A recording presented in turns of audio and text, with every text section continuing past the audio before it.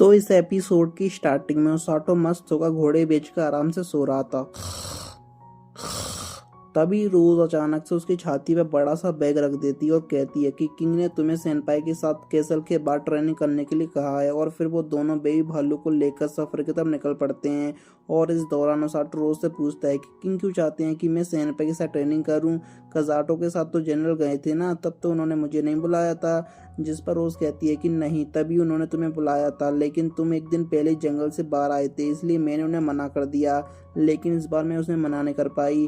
तो वहीं पहुंचने पर सेनपाई ओसाटो को देखकर काफी ज्यादा खुश हो जाती है और वो उसे अपने टीम मेंबर राकू और कोरिन से इंट्रोड्यूस करवाती है। इसके बाद रू सेनपाई से कहती है कि ओसाटो पॉइजन और किसी भी इंजरी को हिल कर सकता है, लेकिन ये सब किसी काम नहीं आएगा। अगर तुम मर गई तो इसमें ओसाटो कुछ नहीं कर सकता। खैर, तुम जनरल ने ट्रेन किया है ना, तो तुम सरवाइव कर लोगी। तभी ओसाटो रोज की तरफ देखता है कि हाँ, ये खुद से मुझे भी कुछ बताएगी। जिस पर रोज कहती है कि मेरे पास तुम्हारे लिए कोई इंस्ट्रक्शन नहीं है, जिसे सुनकर ओसाटो घबरा जाता है, लेकिन फिर रोज वहां से चली जाती है। इसके बाद ये चारों अपने सफर की तरफ निकल जाते हैं और इस दौरान सेनपाई कहती है कि ओसाटो डार्कनेस ऑफ जंगल में गया था और हम भी वहीं जा रहे हैं। जिसे सुनकर ओसाटो को एकदम से याद आता है कि डार्कनेस ऑफ जंगल, ये तो वही जगह है जहाँ पर बेबी भालू अपनी फैमिली के साथ रहता था। और फिर उसके मन में ये ख्याल भी आता है कि क्या बेबी भालू को फिर से वहाँ पर ले जाना सही रहेगा। तभी एकदम से वहाँ पर सेनपाई आ जाती है और कहती है कि लगता है बेबी भालू सो रहा है, तो अब मैं उसे हाथ लगा सकती हूँ। और फिर वो हाथ लगाने वाली थी कि तभी ओसाटो उसके हाथ को झटक देता है और इन दोनों की मस्ती के वजह से फिर से बेबी भालू नींद टूट जाती है। जिस पर ओसाटो से कहता है कि वैसे भी तुम अब बहुत सी सो ली, अब चलो अपने पैरों पर चलो। जिसे सुनकर वो चलता तो है, लेकिन इधर उधर डोल डोल के। जिसे देखकर सेनपाई कहती है कि अभी तुम्हें नींद लग रही हो तो चलो, मैं तुम्हें उठा लेती हूँ। इतना कहकर वो उसे अपनी पीठ पर बैठने का इशारा करती है। जिस पर ओसाटो से रोकने की कोशिश करता है, अरे नहीं नहीं नहीं, लेकिन इससे पहले ही भी भालू सेनपाई के ऊपर चढ़ चुका था और उसका वजन इतना ज्यादा था कि सेनपाई उसके नीचे दब जाती है। और इसके बाद वो उसे उठाने का आइडिया ड्रॉप करके पैदल ही आगे बढ़ने लगते हैं। अब आगे बढ़ते बढ़ते कोरिन ने जो छड़ी पकड़ी हुई थी वो चमकने लगती है, जिस पर वो कहती है कि लगता है सामने से कई सारे मॉन्स्टर अपनी तरफ आ रहे हैं। जिसे सुनकर आरो अपनी लड़ने की पोजीशन में आ जाती है।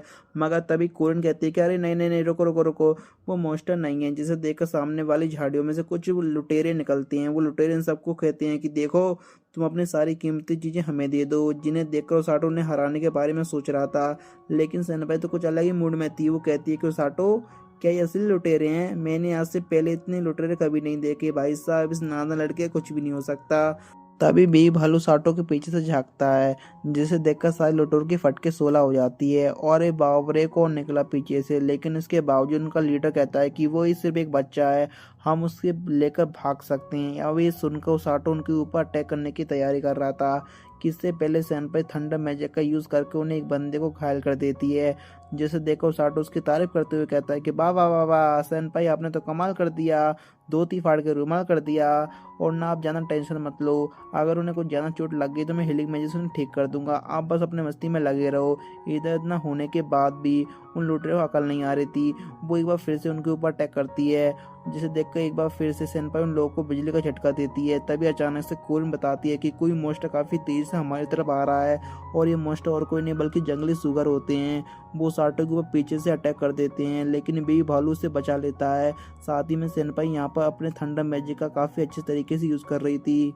लेकिन एक पॉइंट पर आकर एक जंगली सुगर उसके काफी करीब आ जाता है, जिसे देखकर ओसाटो से बचाने के लिए भागता है और ओसाटो को बचाने के लिए बी भालू उसके पीछे भागता है। लेकिन उन तीनों की टक्कर की वजह से होता क्या है कि ओसाटो और सेनपाई पहाड़ी के नीचे गिर जाते हैं।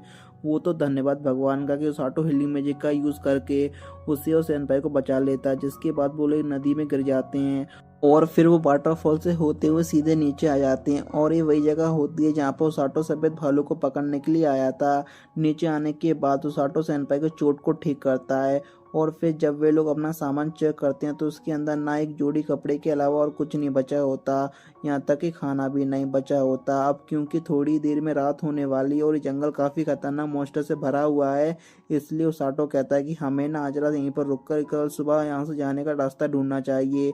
वैसे पिछली बार तो वो ये पेड़ पर रखकर बचाता क्योंकि, लेकिन अब हमारी नादन सेनपाई को तो पेड़ पर चढ़ना नहीं आता, इसलिए वो और कोई जगह ढूंढने का डिसाइड करता है। तभी उसे एक जगह पर गुफा दिखाई देती है और इसलिए वो लोग वहीं पर रुकने का डिसाइड करते हैं। और फिर इसके बाद सेनपाई नदी में अपने थंडर मैजिक का यूज़ करती है, जिससे सारी मछलियां मरकर ऊपर आ जाती हैं। और फिर ओसाटो से आग जलाने के लिए भी कहता है, तो सेनपाई वो भी कर देती है। जैसे देखा ओसाटो काफ़ी ज़्यादा खुश होता है और अपने कपड़े निकाल कर आग के सामने बैठ जाता है। लेकिन सेनपाई जो दूसरी तरफ कोने में बैठी हुई थी, उसकी नज़र तो उसकी मस्कुलर बॉडी पर थी, जिसके कारण वो ना बहुत ब्लश करने लगती है। तभी क्या होता है कि वहाँ पर छोटे छोटे से क्यूट से बंदर आ जाते हैं, जिन्हें देखकर सेनपाई उन्हें हाथ लगाने के बारे में सोचती है। मगर वो साटो से कहता है कि नहीं नहीं, वो बस दिखने में क्यूट हैं लेकिन वो जहरीले हैं। मगर सेनपाई कहाँ सुनने वाली थी, वो उस बंदर को हाथ लगाने की कोशिश करती है और ऑब्वियस सी बात है कि वो बंदर उसे काट लेते हैं। और ये देख कर साटो घबरा जाता है और कहता है कि नहीं नहीं, और बनो होशियार और बनो होशियार। और फिर वो तुरंत अपने हीलिंग मैजिक का यूज़ करते हुए उसे वहीं ठीक कर देता है। तो वहीं दूसरी तरफ किंग कजाटो को बताता है कि ट्रेनिंग के दौरान सेनपाई और रोजाटो कहीं खो गए हैं, लेकिन घबराने की कोई बात नहीं है, हम सुबह होते ही सर्च पार्टी को ढूंढने के लिए उन्हें भेज देंगे। जिस पर कजाटो कहता है, क्या मैं सुबह का इंतजार नहीं कर सकता, मैं अभी की अभी उन्हें ढूंढने के लिए जा रहा हूँ। मगर तभी रोज आकर उसे रुकने की कोशिश करती है और बताती है कि कजाटो और सेनपाई के साथ होंगे, और अगर हाँ तो वो ठीक ही होंगे। अजाटो मेरा स्टूडेंट है और वो उतनी आसानी से नहीं मरेगा, और जब तक वो ठीक है तब तक सेनपाई भी ठीक ही होगी। तो इधर डिनर के बाद ओसाटो कहता है कि लाजवाब, मजा आ गया, पहली बार मैंने जंगल में इतना स्वादिष्ट खाना खाया। और इसलिए वो सेनपाई को उसके साथ रहने के लिए थैंक्स बोलता है। तभी सेनपाई उसे वापस लेने की लगती है। उसे देखकर ओसाटो कहता है कि हमें ना बारी बारी से सोना चाहिए, तो ऐसा करो कि तुम पहले सो जाओ। जिस पर सेनपाई कहती है, अरे नहीं नहीं नहीं, तुम इतना ज़्यादा हीलिंग मैजिक का यूज़ कर रहे हो, तुम थक गए होगे, तो तुम पहले सो जाओ। जिस पर सुनते हो साटो ऐसा नहीं बोलता कि अरे तुम सो जाओ, अरे मैं नहीं सो रहा, वो ऐसा कुछ नहीं बोलता। वो आलसी कहीं का आओ ना देखता ना ताओ देखता, तुरंत सोने के लिए लेट जाता है। लेकिन थोड़ी देर बाद सेनपाई उससे पूछती है कि क्या तुम सो गए, तो साटो कहता है कि नहीं, अभी नहीं सोया, बताओ क्या हुआ। तो सेनपाई उससे पूछती है कि तुम्हें इस वर्ल्ड में आने पर कैसा लग रहा है, क्या तुम वापस अपने वर्ल्ड में जाना चाहते हो।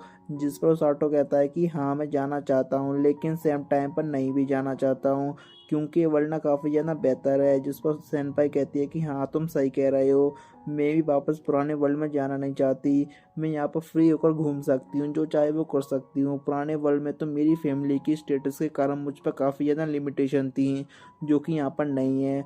ऐसे वर्ल्ड में तो मैं भी जाना चाहता हूँ यार। अब ये सब सुनकर ओसाटो कहता है कि तुम सही सोच रही हो।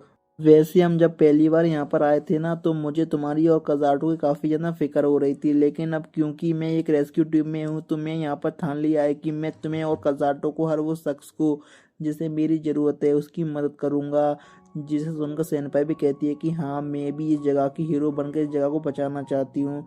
आगे वो ये भी कहती है कि तुम्हें इससे बात करके मुझे काफ़ी अच्छा लगा, मैं तुम्हारे साथ और भी क्लोज रिलेशनशिप में आना चाहती हूँ। ओ भाई साहब, क्या कह गई कुड़ी, ओहो हो। ये सुनकर ओसाटो का चेहरा लाल होने लगता है और वो शर्म के मारे वापस लेट जाता है। तो पीछे सेनपाई उसे चिढ़ाते हुए कहते हैं कि हाय मेरा मुन्ना शर्मा गया। खैर इसके बाद अगले दिन वो दोनों जंगल से बाहर निकलने का रास्ता ढूंढने लगते हैं, और इस दौरान उन्हें एक झाड़ी में से एक चलने की आवाज़ आती है, जिसे सुनकर सेनपाई तुरंत अपनी तलवार पकड़ लेता है आने वाले खतरे की फाइट करने के लिए। लेकिन वो कोई खतरा नहीं था, वो तो बेबी भालू था। उस आटो को देखते ही तो वो खुशी के मारे उसके ऊपर कूद कर उस पर लिपट जाता है। तभी पीछे से आरू आकर कहता है कि जब हम लोग आप लोगों को सर्च कर रहे थे, तभी अचानक से बेबी भालू तुम्हारी तरफ बढ़ने लगा, शायद वो तुम्हें सूंघकर तुम्हें ढूंढ रहा था। और ये सुनकर सेनपाई बेबी भालू को काफी ज्यादा तारीफ करती है। लेकिन तभी हम देखते हैं कि बेबी भालू सूंघते हुए जगह पर आता है और सेनपाई के पूछने पर ओसातो से बताता है कि इसी जगह पर बेबी भालू की अपनी फैमिली के साथ रहा करता था, जिन्हें एक जायंट एनाकोंडा ने खत्म कर दिया। और ये सुनकर सेनपाई को भी बेबी भालू के लिए काफी ज्यादा बुरा लगता है। मगर तभी वापस से बेबी भालू ओसातो के पास आ जाता है, जिससे ओसातो समझ जाता है कि बेबी भालू उन्हें आगे बढ़ने के लिए कह रहा है। और फिर वो लोग वहां से निकल जाते हैं और इसी के साथ एपिसोड यहीं पर खत्म होता है।